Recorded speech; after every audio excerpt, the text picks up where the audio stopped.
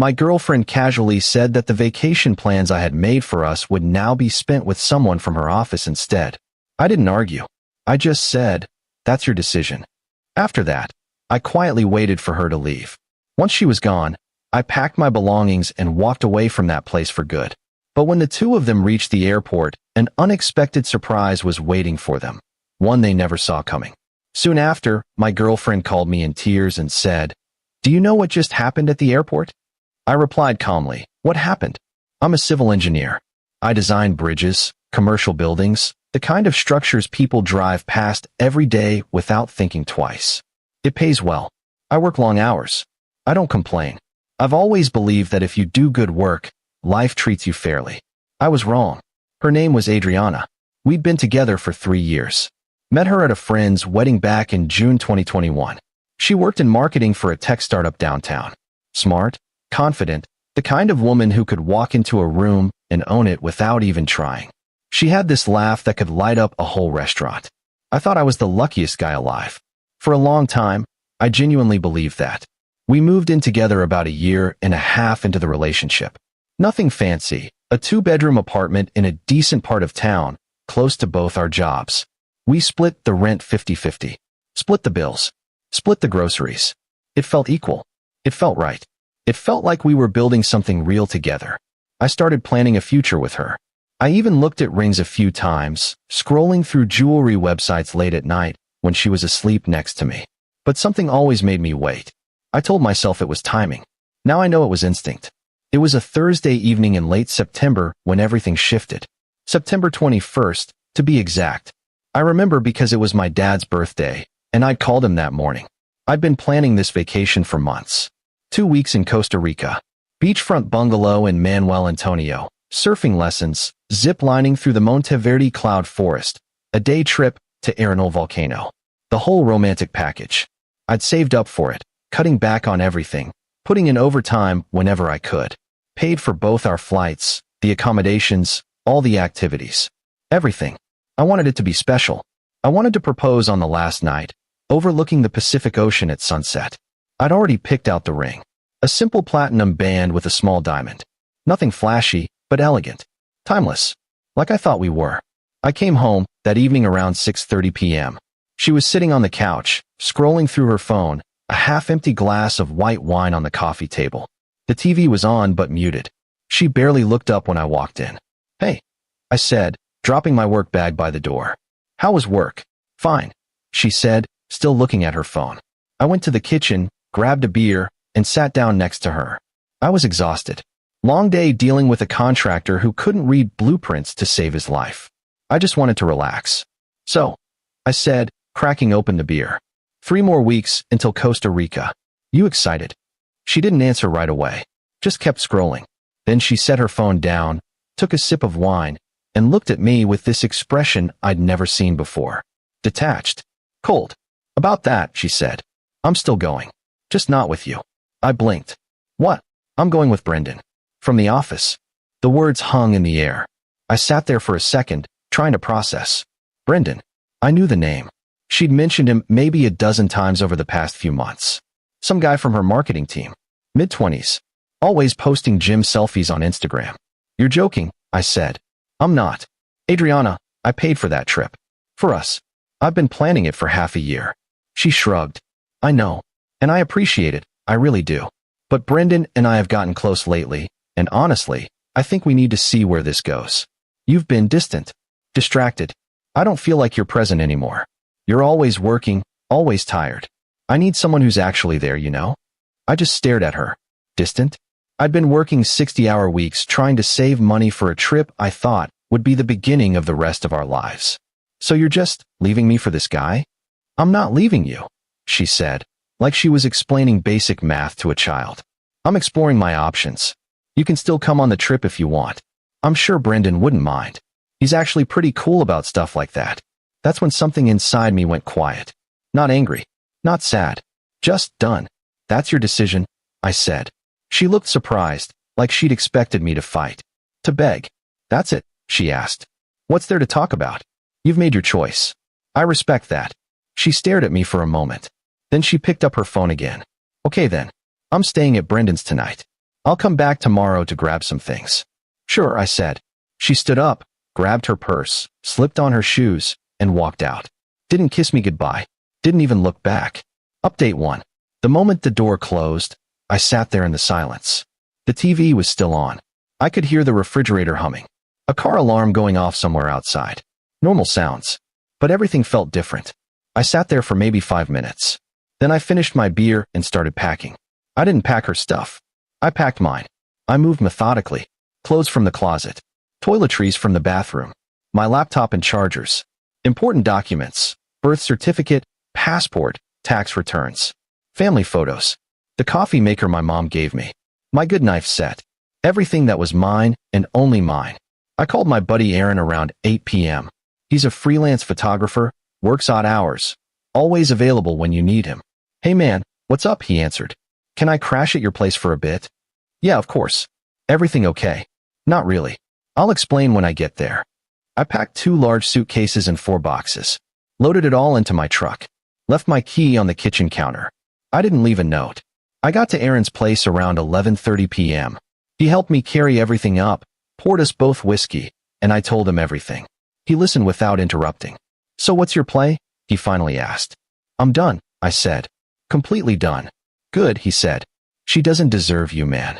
I called the landlord first thing Friday morning. His name was Mr. Chun. I explained the situation, that I was moving out, that I wanted my name off the lease. He was cool about it. Sorry it didn't work out, he said. You were always good about paying on time. But here's the thing. I wasn't done. When I booked that trip, I used my credit card. Both plane tickets, the bungalow, the rental car, all the activities, everything was on my card, under my name. I'd kept all the booking confirmations in my email. At 1:47 a.m. Friday morning, sitting in Aaron's guest room with my laptop and that glass of whiskey, I logged into the airline website and canceled Adriana's ticket. Got a full refund minus a $50 cancellation fee. Worth every penny. Then I called the bungalow. A very pleasant woman named Carmen answered. Hello, this is Carmen with Paradise Beach Rentals. How can I help you? I explained the situation carefully. Told her there had been a change in my travel plans, that my former girlfriend would not be accompanying me, and that I needed to ensure only I was authorized to check in. I understand completely, senor, Carmen said. I will make a note in our system. Only you will be permitted to access the bungalow. If anyone else arrives claiming to be your guest, we will turn them away. I am very sorry for your situation. Thank you, Carmen. I really appreciate your help. Then I canceled my own ticket too. Got most of my money back. I wasn't going either. The whole thing was tainted. But Adriana didn't need to know that. I blocked her number. Blocked her on everything. Instagram, Facebook, Snapchat, LinkedIn. I wanted a clean break. Update 2. 2 weeks went by. I heard nothing from her. I assumed she'd moved on, was having a great time planning her little vacation with Brendan. I threw myself into work. Took on extra projects. Volunteered for the jobs nobody else wanted. Stayed late reviewing structural calculations. Started going to the gym at 5 a.m., lifting heavy, running until my lungs screamed. I needed to keep moving, keep my mind occupied. Aaron was a good friend during all this. He didn't pry. Just let me exist in his space, made sure I ate actual meals, dragged me out for drinks a couple times. We'd sit at this dive bar called the Rusty Nail near his place, play pool, not talk about Adriana. It helped. I started looking at apartments closer to work. Found a small studio in a newer building. Signed a lease. Moved my stuff in. Clean slate. No memories attached to the walls. Then, 3 days before the trip was scheduled, October 11th, I got a call from an unknown number. I almost didn't answer, but something made me pick up. Hello. Hey, sweetheart, a familiar voice said. Helen, Adriana's mom. I'd always liked Helen. She was kind, straightforward, practical. Didn't tolerate nonsense. Worked as a nurse for 35 years. Hi, Helen, I said. I wanted to check in on you, she said. Adriana told me what happened. I'm so sorry, honey. Thanks. I appreciate that. She also told me something else, Helen continued. She said you two are still going on the trip together, just taking some space to figure things out. Is that true? I paused. She told you that? Yes. Yesterday. Said you'd agreed to still go, that you both needed the time away to reconnect. I laughed. Couldn't help it. Helen, I'm not going on that trip. And neither is she. Silence. What do you mean? I explained everything. The ticket cancellation. The bungalow instructions. How I'd walked away from the apartment, taken my name off the lease, blocked her, moved out without a word. Helen sighed heavily. Oh, honey. She has no idea, does she? Nope. Are you going to tell her? I figure she'll find out at the airport. Helen was quiet for a long moment. I don't blame you, she finally said. I raised her better than this. I'm so sorry she put you through this. You deserved better. It's not your fault, Helen. But thank you for saying that. We talked for a few more minutes. She told me to take care of myself. I promised I would. When we hung up, I felt lighter. Like someone outside the situation had validated what I already knew. I wasn't crazy. I wasn't overreacting. I was just done being disrespected. The day of the trip arrived. October 14th. Their flight was scheduled for 7:15 a.m. I woke up at 5:30, made coffee in my new studio apartment, and sat by the window watching the sunrise. I imagine them at the airport right now, probably running late, the way Adriana always did. Brendan probably annoyed about it. At 8:47 a.m., my phone started buzzing. A blocked number. Then another. Then another. 6 calls in 10 minutes. I ignored them all. Then, at 9:03 a.m., I got a call from Helen. I answered. She's losing her mind, Helen said. She's been calling me nonstop for the past 20 minutes. Absolutely hysterical. Apparently Brendan's ticket was canceled. The bungalow won't let them check in, and she's stranded at the airport with him, and he's furious with her. Huh, I said, taking a sip of coffee. That's unfortunate. She wants your number. She wants to talk to you. I'm sure she does. Are you going to unblock her? I thought about it. Yeah, I will. But on my terms. Helen sighed. You're a better man than most. Take care of yourself. I unblocked Adriana's number. Within 10 seconds, my phone rang. I let it ring 4 times. Then I answered. Do you know what just happened at the airport? She sobbed. Her voice was shaking, raw. I leaned back in my chair, completely calm. What happened? Update 3. She was hysterical, barely coherent. Between sobs, she explained that when they got to the check-in counter at 6:45 a.m., Brendan's ticket didn't exist. The agent told him there was no reservation under his name. Adriana tried to explain that it was my booking, that he was supposed to be on it. The agent kept saying there was only one ticket originally issued, and it was canceled 2 weeks ago, she cried. They said they couldn't help us. Brendan started yelling at them, at me, asking why I didn't check the reservations before we got there. He made such a scene. Security almost got involved. I said. That sounds stressful. We called the bungalow, she continued. We thought maybe we could just book new flights and still go. But they said the reservation was canceled, and they had explicit instructions not to let anyone but you check in. They said your name specifically. What did you do? I canceled your ticket, I said simply. And mine. I'm not going. And neither are you. Why would you do that? She screamed. I told everyone at work. Brendan took 2 weeks off. We have plans. You made plans with a trip I paid for, I said. A trip I planned for us. You decided to replace me like I was a piece of furniture you got tired of. So I decided to take my trip back. Simple. That's insane. You can't just. I can. I did. The tickets were in my name. The reservation was in my name. It was my money. My credit card. My months of planning. You don't get to steal my vacation and act like I'm supposed to just accept it. She went silent. I could hear Brendan in the background. Is he serious? This is insane. You told me this was handled. Where are you? She finally asked, her voice small. Somewhere you're not. Are you at the apartment? Nope. Moved out 2 weeks ago. Took my name off the lease. You're on your own for the full rent now. Good luck. You moved out. I told you. You made your decision. I made mine. She started crying again, but this time it was panic. Real panic. I can't afford that place on my own. The rent is $2,100 a month. I don't have enough saved up. I can't. Where am I supposed to go? Not my problem anymore, Adriana. Please, she begged. Can we just talk? I made a mistake. I see that now. Brendan's not. He's not what I thought. Can we please just sit down and talk? No. Please. You don't get to do this, I said, my voice firm. You don't get to discard me, humiliate me, try to take a trip I paid for with another guy, and then come crawling back when it blows up.